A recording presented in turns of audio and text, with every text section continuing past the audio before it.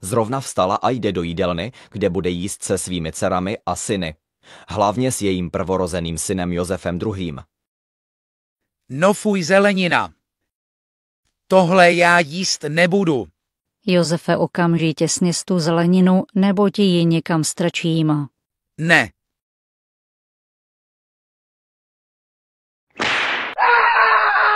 To tě odnaučí nejíst zeleninu. Po snídani usedá za svůj pracovní stůl a píše. Po náročném psaní pak přichází pořádná hostina. Všimněte si, jak Marie Terezie zvedla vidličku do nadprůměrné výšky. Nakonec po náročném dni ulehne do hlubokého spánku vedle svého spícího manžela, kterému z úst teče pramínek slin.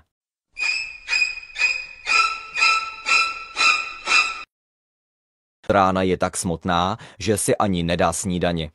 Čau, matko, proč jsi vlastně tak smutná? Jak to mám vědět, Antoineto, koukni se na celé video a třeba se to dozvíš.